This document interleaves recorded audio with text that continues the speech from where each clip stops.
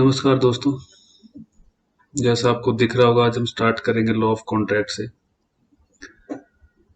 उससे पहले हम law of contract directly start करने से पहले लॉ ऑफ कॉन्ट्रैक्ट क्या है, कहाँ यूज होता है, कॉन्ट्रैक्ट होता क्या है, उसके बारे में थोड़ी बेसिक डिस्कशन करेंगे। बात करें कॉन्ट्रैक्ट की, अगर तो कॉन्ट्रैक्ट आपने अपने डेली लाइफ में आप डेली कहीं ना कहीं कॉन्ट्रैक्ट को यूज करते हो। कोई चीज बाय करनी है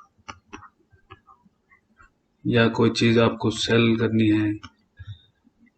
इवन आप देखोगे एग्रीमेंट्स, अगर आप देखोगे जैसे रेंट एग्रीमेंट है, मतलब आपके डेली लाइफ में आप अगर देखोगे तो बहुत सारे ऐसे कॉन्ट्रैक्ट होते हैं जो आप डेली लाइफ में एंटर करते हो। मूवेबल प्रॉपर्टी से रिलेटेड, इमूवेबल प्रॉपर्टी से रिलेटेड बहुत तरीके के डेली लाइफ में आप डेली कहीं ना कहीं कॉन्ट्रैक्ट, हर आदमी कहीं ना कहीं कॉन्ट्रैक्ट एंटर करता है डेली। अब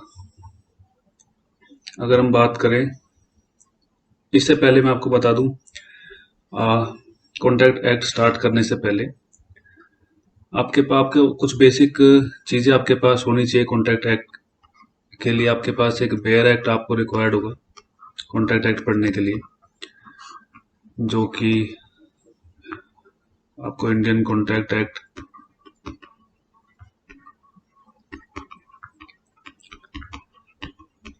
1872 आपको इजीली अवेलेबल होगा या आपके पास होगा भी। सेकंड थिंग, आपके पास एक नोटबुक हो जिसमें आप नोट बना सके अपने, तो ज़्यादा बेटर होगा। बुक की अगर बात करें तो बुक वैसे तो बहुत सारी अवेलेबल है मार्केट में, बट आपको रिक्वायर्ड, मुझे नहीं लगता कि आपको रिक्वायर्ड होगी। मैं आपको सफिशिएंटली सारी चीज़ें ब्रीफली डिस्कस हम सारी चीज़ें कर लेंगे, लेकिन फिर भी बुक की अगर बात करें तो आप, आई वुड रिकमेंड, जो आपको इजीली समझ भी आ जाएगी, डॉक्टर अवतार सिंह की बुक है।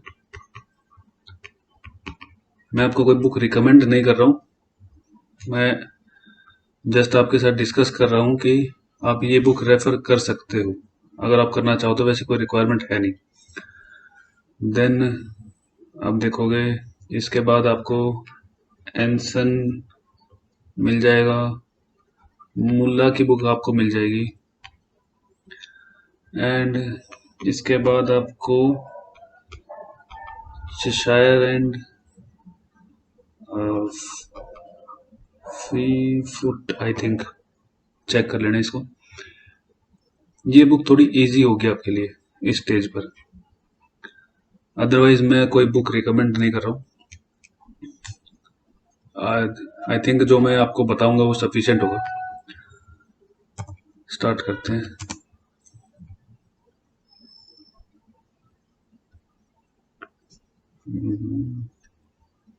ओके, तो हम बात कर रहे हैं लॉ ऑफ कॉन्ट्रैक्ट की। लॉ ऑफ कॉन्ट्रैक्ट, जैसा मैंने आपको बताया, कॉन्ट्रैक्ट आप डेली लाइफ में बहुत तरीके से यूज करते हो, बट जो हम अभी बात करेंगे, हम अभी जो बात करेंगे लॉ ऑफ कॉन्ट्रैक्ट की, इसको आप दो पार्ट में डिवाइड कर सकते हो। आप इसको ऐसे ही अपनी नोटबुक में आप इसी तरीके से आप इसको ड्रॉ करके आप समझ सकते हो और इसी तरीके से अपने नोट्स बना सकते हो। हम इसको दो पार्ट में डिवाइड कर लेंगे लॉ ऑफ कॉन्ट्रैक्ट को। पहला जो पार्ट होगा वो होगा सेक्शन 1 से लेकर 75 तक, उसको हम बोलेंगे जनरल प्रोविजंस या प्रिंसिपल, या प्रोविजन, प्रिंसिपल बोलो, जनरल प्रिंसिपल्स। दूसरा जो पार्ट होगा जनरल प्रिंसिपल्स ऑफ कॉन्ट्रैक्ट। दूसरा जो पार्ट होगा उसको आप बोलोगे स्पेशल कॉन्ट्रैक्ट, इसको हम बोलते हैं स्पेशल कॉन्ट्रैक्ट्स। स्पेशल कॉन्ट्रैक्ट्स में आपके इंडेमनिटी, गारंटी, इसके बाद बेलमेंट, प्लेज, और जो आपके आपको मिलेंगे, बेलमेंट मिलेगा, ठीक है। एजेंसी मिलेगा। ये सारे तरीके के जो कॉन्ट्रैक्ट आपके हैं ये सब स्पेशल कॉन्ट्रैक्ट्स हैं। इसके अलावा इसी के अंदर आप स्पेस नहीं बची, वेट अ मिनट,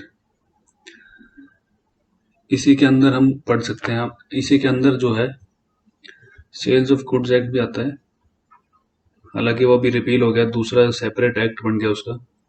और इंडियन पार्टनरशिप एक्ट भी, ये भी एक तरीके के कॉन्ट्रैक्ट है। पहले ये कॉन्ट्रैक्ट एक्ट में ही थे, बाद में रिपील करके इनको अलग से एक्ट बना दिया गया।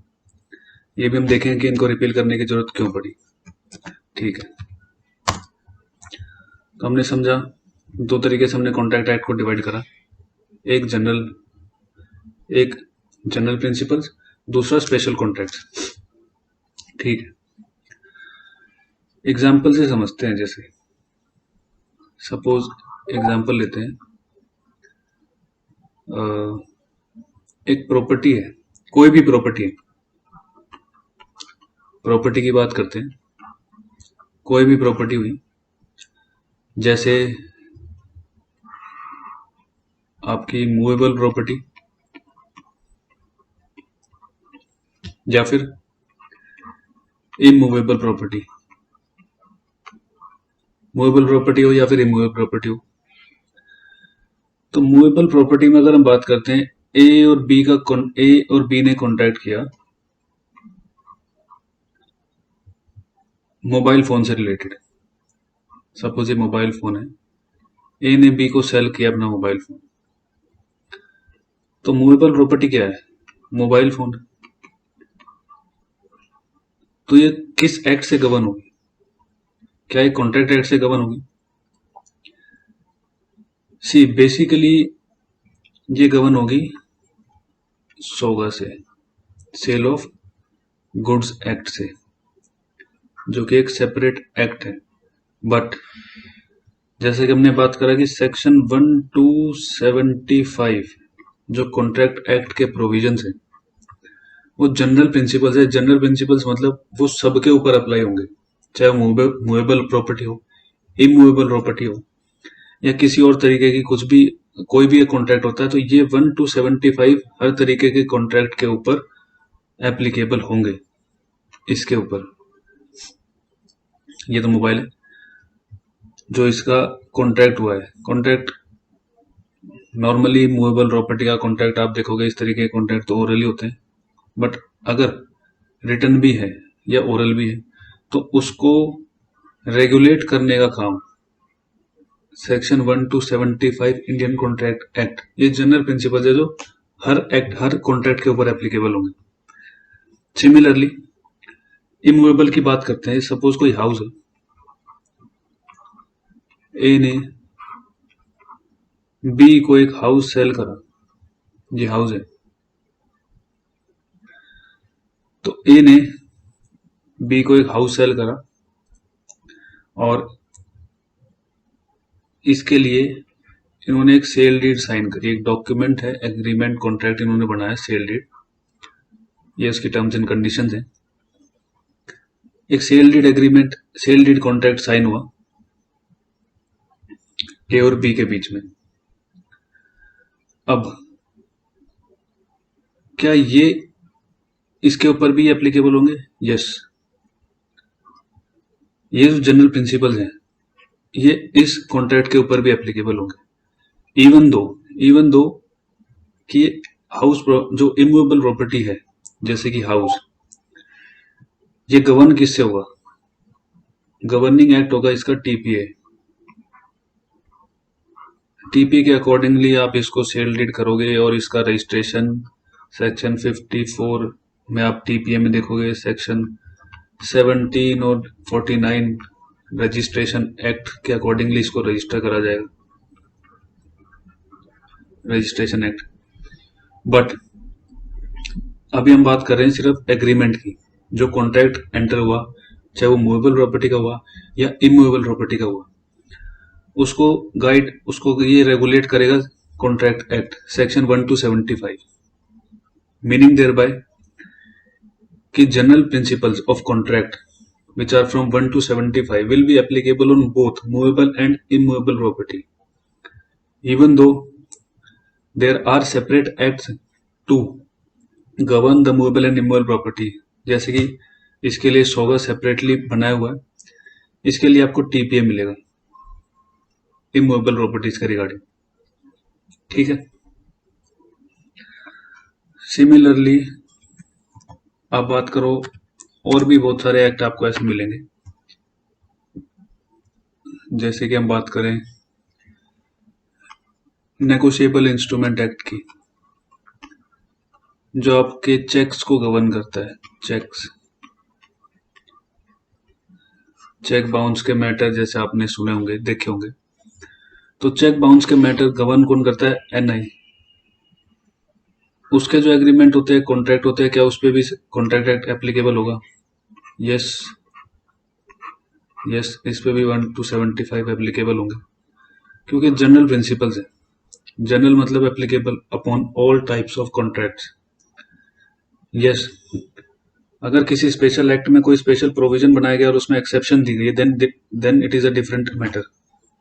आप देखोगे कि अगर कहीं कोई स्पेशल लॉ में स्पेशल प्रोविजन अगर बनाया गया, एक्सेप्शन दी गई है, तो एक्सेप्शन विल प्रिवेल।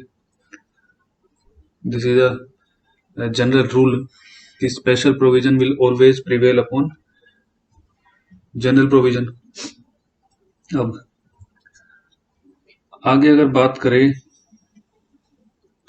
हमने देखा है एग्रीमेंट हुआ, कॉन्ट्रैक्ट हुआ, ठीक है, जनरल प्रिंसिपल्स की बात कर ली हमने। इसके बाद अगर बात करें एनफोर्समेंट मैकेनिज्म की, कॉन्ट्रैक्ट एंटर हो गया, जनरल प्रिंसिपल, स्पेशल कॉन्ट्रैक्ट हमने देख लिया। बात करते हैं एनफोर्समेंट। एग्जाम्पल वही लेते हैं इमूवेबल प्रॉपर्टी का। इमूवेबल प्रॉपर्टी का एग्जाम्पल लेते हैं। ए ने बी के ऊपर सूट किया, suit for specific performance. SRA मैंने आपको बताया नहीं, एसआरए भी उसी में, जैसे आप, ये भी एक तरीके का एनफोर्समेंट मैकेनिज्म आपको इसमें मिलेगा, स्पेसिफिक रिलीफ एक्ट, ठीक है। ए ने बी के ऊपर सूट किया। सपोज पहले ए और बी का कॉन्ट्रैक्ट हुआ इस हाउस को लेके। ए ने बी को अपना हाउस सेल किया। ए क्या है? सेलर, और बी है बायर, ठीक है। बी ने ए को 10 लाख रुपए बयाना अमाउंट दिया। बयाना अमाउंट आप जानते हो, आपने सुना होगा। बी ने ए को दिया 10 लाख रुपए इस हाउस के लिए, और एक एग्रीमेंट साइन किया, एग्रीमेंट टू सेल, ठीक है।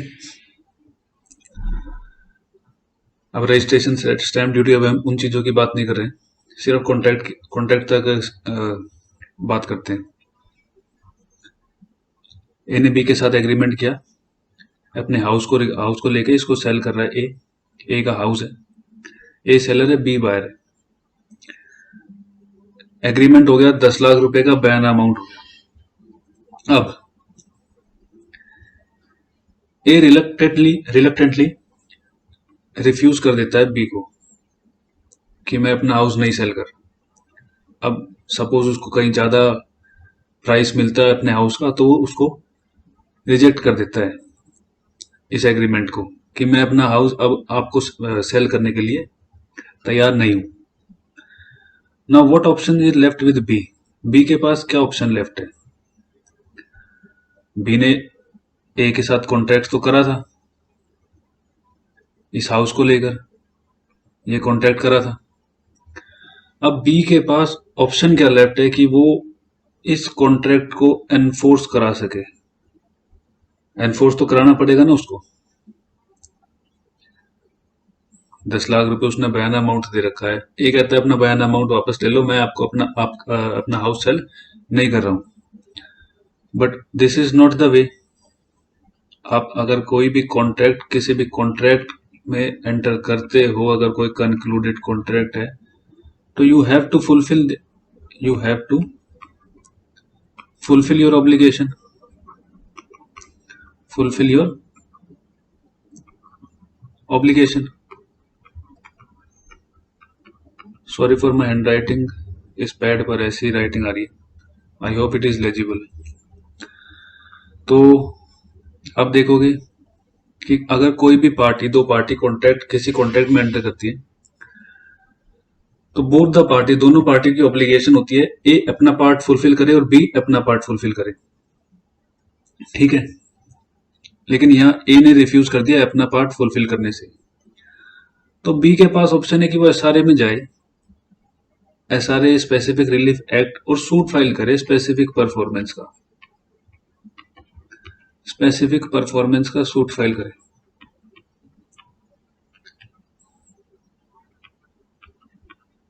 To recover this property, to enforce this contract, इस एग्रीमेंट को, कॉन्ट्रैक्ट को एनफोर्स कराने के लिए वो सूट फाइल करेगा स्पेसिफिक परफॉर्मेंस का, ठीक है। ये तो एक मैकेनिज्म, ये भी एक तरीके का कॉन्ट्रैक्ट। एसआरए भी will also be governed by the general principles of section 1275। अब बात करते हैं अदर एनफोर्समेंट मैकेनिज्म्स की, ठीक है।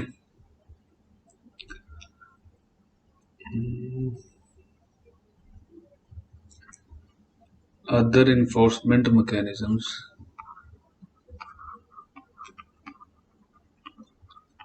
तो आपके अकॉर्डिंग क्या एनफोर्समेंट मैकेनिज्म हो सकता है?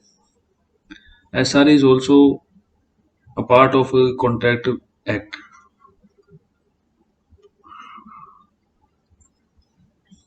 Means to enforce the contract, to enforce the substantive laws basically। But enforcement अगर आप देखोगे तो आपके पास ऑप्शन है सिविल सूट फाइल करने का,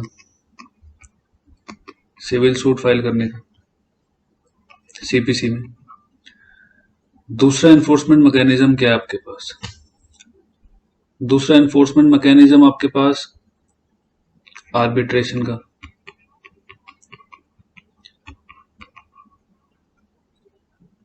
सिविल सूट आप सिविल प्रोसीजर कोड में आप जैसे देख सकते हो, सिविल प्रोसीजर कोड आपको एक ये डिफरेंट एक्ट है।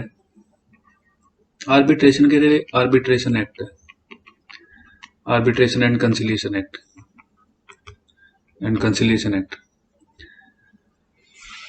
ठीक है। ये मेथड्स है एनफोर्समेंट के। SRA is also a method of enforcement. किसी भी कॉन्ट्रैक्ट को एनफोर्स कराने के लिए, आपको कोई कॉन्ट्रैक्ट एनफोर्स कराना है, कोई एग्रीमेंट आपको एनफोर्स कराना है, क्योंकि अगर कोई भी एग्रीमेंट हुआ है, कोई कॉन्ट्रैक्ट हुआ है, that need to be performed, ठीक है। अब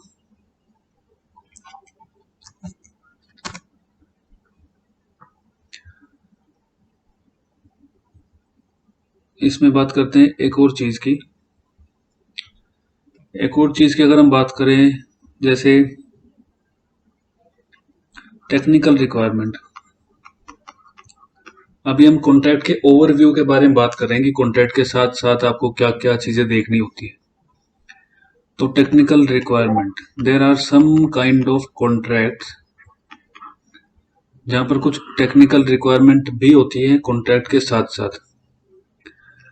जैसे अगर आप देखोगे टेक्निकल रिक्वायरमेंट मतलब आपने कॉन्ट्रैक्ट एंटर करा, ए ने बी को अपनी प्रॉपर्टी सेल करी। अब वो कॉन्ट्रैक्ट जब तक वैलिड नहीं होगा जब तक ये टेक्निकल रिक्वायरमेंट्स फुलफिल नहीं होंगी। जैसे कि रजिस्ट्रेशन एक्ट आपको मिलता है। सेकंड बात करें स्टैम्प एक्ट की, ठीक है। स्टैम्प एक्ट, रजिस्ट्रेशन एक्ट, इसका मतलब क्या है? मतलब अगर ए ने बी को अपनी प्रॉपर्टी सेल करी और ये एग्रीमेंट करा, so this agreement need to comply with the provisions of registration act and stamp duty act. इस रजिस्ट्रेशन एक्ट को स्टैंप ड्यूटी एक्ट के अकॉर्डिंगली भी कंप्लाई करना पड़ेगा, रजिस्ट्रेशन एक्ट के अकॉर्डिंगली भी कंप्लाई करना पड़ेगा। लाइक आपको इसकी रजिस्ट्री करानी पड़ेगी। आपने सुना होगा प्रॉपर्टी की रजिस्ट्री होती है। तो एग्रीमेंट तो आपने कर लिया, एग्रीमेंट एग्जीक्यूट आपने कर लिया, एग्जीक्यूशन मतलब आपने उसको साइन कर लिया। अब उसके बाद आपको जाके सब रजिस्ट्रार ऑफिस में इसको रजिस्टर कराना पड़ता है। For that you need to pay stamp duty. ये हर स्टेट में वेरी करती है अलग अलग, किसी में 6%, किसी में 5%, हर 6% और 5% of the total property value. So जब तक आप ये प्रॉपर्टी वैल्यू की स्टैंप ड्यूटी पे नहीं करोगे, जब तक आपका एग्रीमेंट वैलिड नहीं माना जाएगा। एज पर रजिस्ट्रेशन एक्ट आप रेफर कर सकते हो सेक्शन 17, सेक्शन 49 में आपको कॉन्सिक्वेंसेज मिल जाएंगे, कॉन्सिक्वेंसेज ऑफ नॉन रजिस्ट्रेशन। सो ये टेक्निकल रिक्वायरमेंट्स हैं जो आपको कॉन्ट्रैक्ट एक्ट के साथ में चेक करनी पड़ती है। बेसिकली मूवेबल प्रॉपर्टी पे तो आपको ऐसी टेक्निकल रिक्वायरमेंट कोई नहीं मिलेगी। इमूवेबल प्रॉपर्टी आपको ये सारी चीजें चेक करनी पड़ती है। ठीक है, ये हो गया। इसके बाद कॉन्ट्रैक्ट एक्ट आपने समझा। अब आपको कॉन्ट्रैक्ट एक्ट का ऑब्जेक्टिव समझ आ गया। It governs the contract, it governs all types of contracts. All type of contracts govern करता है हर तरीके के कॉन्ट्रैक्ट्स को, जिसमें मैंने आपको बताया कॉन्ट्रैक्ट एक्ट तो आता ही है, जिसमें एनआई हो, जिसमें आपका सोगा हो, पार्टनरशिप एक्ट हो, पार्टनरशिप एग्रीमेंट हो, या टीपीए से रिगार्डिंग कोई प्रॉपर्टी का मैटर हो, sale deed rent agreement, gift deed, relinquishment deed.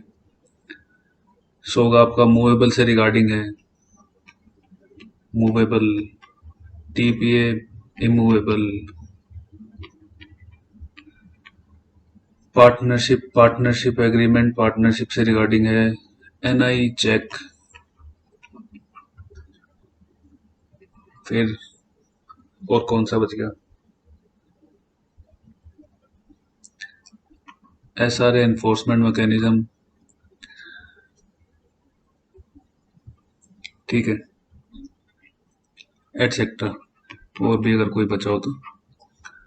So contract act will govern all these type of contracts. ये सब कॉन्ट्रैक्ट एक्ट का ही एक हिस्सा है। और कॉन्ट्रैक्ट एक्ट जो है सेक्शन 1 to 75 जो जनरल प्रोविजंस है, सेक्शन 1 से लेके 75 तक जो जनरल प्रोविजंस है, वो इन सब पे एप्लीकेबल होंगे, सबको गवर्न करेंगे। इनके साथ साथ टेक्निकलिटीज आपको चेक करनी पड़ेगी रजिस्ट्रेशन एक्ट की, स्टैंप एक्ट की। ठीक है, ये सारी चीजें आपको देखनी पड़ेगी।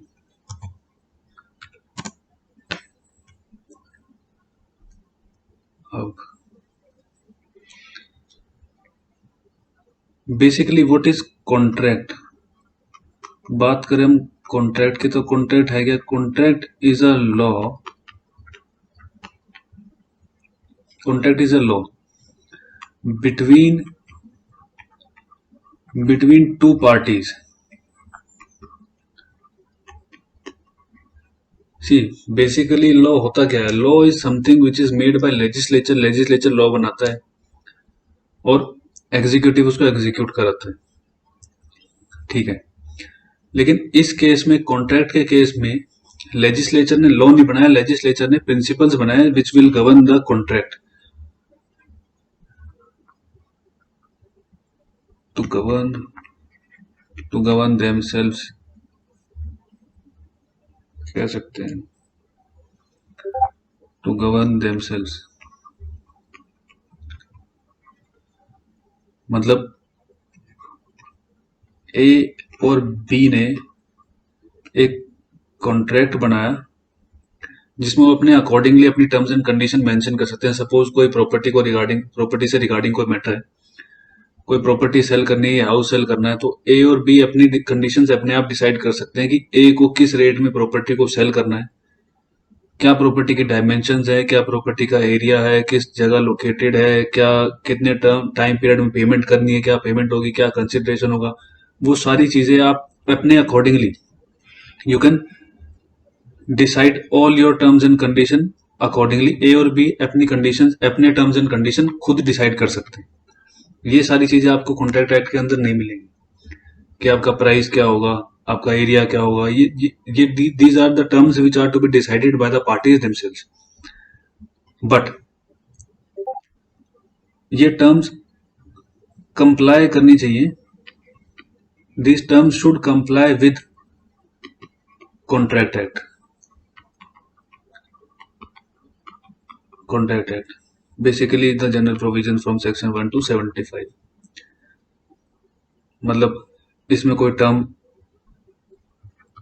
फ्रॉड नहीं होनी चाहिए, मिस रिप्रेजेंटेशन नहीं होना चाहिए, कंसेंट होनी चाहिए पार्टीज की। These are the things which are provided etcetera. और भी बहुत चीजें हैं जो कॉन्ट्रैक्ट एक्ट में आपको मिलेंगी, जो रेगुलेट करेंगे आपके कॉन्ट्रैक्ट को। बट कॉन्ट्रैक्ट बनाया किसने? कॉन्ट्रैक्ट एक्ट ने तो कॉन्ट्रैक्ट नहीं बनाया, पार्टीज ने अपना कॉन्ट्रैक्ट खुद बनाया। Parties have decided the terms and condition bye their own, but it will be governed by who? It will be regulated by the contract act. ठीक है, कॉन्ट्रैक्ट एक्ट सिर्फ उसको रेगुलेट करेगा कि आपकी कोई टर्म्स एंड कंडीशन इमोरल तो नहीं है, फ्रॉडलेंट तो नहीं है, पनिशेबल बाय लॉ तो नहीं है। ये सारी चीजें आपको कॉन्ट्रैक्ट एक्ट के अंदर देखने को मिलेंगी। ठीक है, आगे बात करते हैं why do we need contract. है तो आपको समझ आएगा, it regulates to regulate. Then contract is further divided into 4 parts. Earlier the contract was divided into 4 parts, including the general provisions and the special contracts. Like from section 1 to 75, ये हम पहले की बात कर रहे हैं जब कॉन्ट्रैक्ट एक्ट स्टार्टिंग में 1872 को इनेक्ट हुआ। 1 to 75 जनरल प्रोविजंस,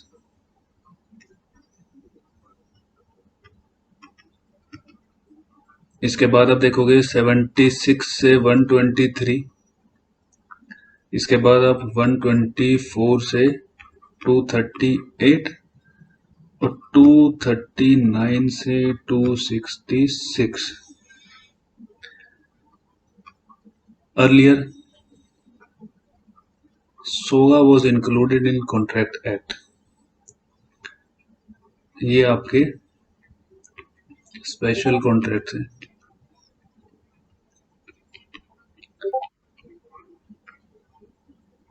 ये आपका पार्टनरशिप,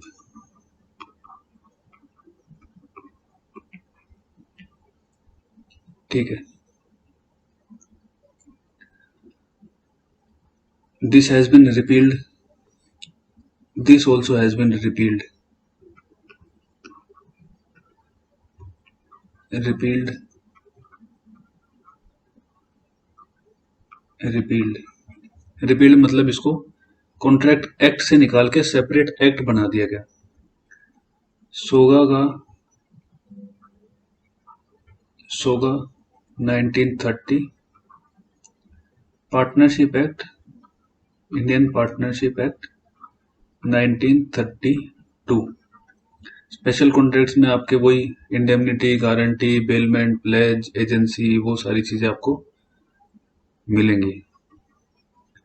इंडेमनिटी होगा इसमें आपका guarantee, bailment, pledge, agency. So basically 4 parts में आप कॉन्ट्रैक्ट एक्ट को डिवाइड कर सकते हैं। अब तो आपको 2 ही पार्ट में डिवाइड करना है, जनरल प्रोविजन और स्पेशल कॉन्ट्रैक्ट। अर्लियर 4 पार्ट में था, जिसमें सोगा और पार्टनरशिप को सेपरेट एक्ट बना दिया गया। इनको रिपील करने की जरूरत क्या पड़ी? सी, अर्लियर जो ड्राफ्टर्स थे कॉन्ट्रैक्ट के, कॉन्ट्रैक्ट एक्ट जब ड्राफ्ट हुआ तो उस टाइम ये सोचा गया था कि कॉन्ट्रैक्ट एक्ट को एक कॉम्प्रिहेंसिव एक्ट बनाएंगे। कॉम्प्रिहेंसिव एक्ट होगा, कंसोलिडेट करेंगे, कंसोलिडेट होगा, इसके अंदर आप सब कुछ इंक्लूड कर लेंगे, जैसे कि transfer of property act, SOGA, partnership और जितने भी तरीके के कॉन्ट्रैक्ट्स हैं। But later it was found कि this is becoming very difficult. बाद में ये पता चला कि ये जो एक्ट है ये अपने आप में बहुत वास्ट है और इन सबको कंसोलिडेट करना पॉसिबल हो नहीं पा रहा, बिकॉज रीजनली भी transfer of property is a state matter also. तो उस वजह से ये पॉसिबल हो नहीं पाया कि इनको कॉम्प्रिहेंसिव और कंसोलिडेट करके एक एक्ट बना दिया जाए। It was found better to make them separate. ये सोचा गया कि इनको सेपरेट करना ज्यादा बेटर होगा। देन उसके बाद SOGA, TPA and partnership act, Indian partnership act, ये सब सारे इसमें इंक्लूड नहीं करते। सो ये सब सेपरेट एक्ट बना दिए गए इनके लिए, ठीक है। So because there are many different branches of contract. I hope आपको समझ आया होगा contract. This is the basic of contract act. ये कॉन्ट्रैक्ट हमने अभी स्टार्ट नहीं करा है कॉन्ट्रैक्ट। एक बेसिक आउटले लिया है कि कॉन्ट्रैक्ट एक्ट है क्या और कॉन्ट्रैक्ट एक्ट को हमें कैसे स्टार्ट करना है, कैसे पढ़ना है कॉन्ट्रैक्ट एक्ट को, ठीक है। बेसिक मैंने आपको अभी कॉन्ट्रैक्ट एक्ट के बारे में सिर्फ इतना समझाया है कि कॉन्ट्रैक्ट एक्ट की रिक्वायरमेंट क्या है, ऑब्जेक्टिव क्या है, कॉन्ट्रैक्ट एक्ट के कितने पार्ट हैं, कॉन्ट्रैक्ट रेलेवेंट कहाँ है, कॉन्ट्रैक्ट इंपॉर्टेंट कहाँ है, ठीक है। In next class we will start doing the sections from the next class. Goodbye and take care. Thank you.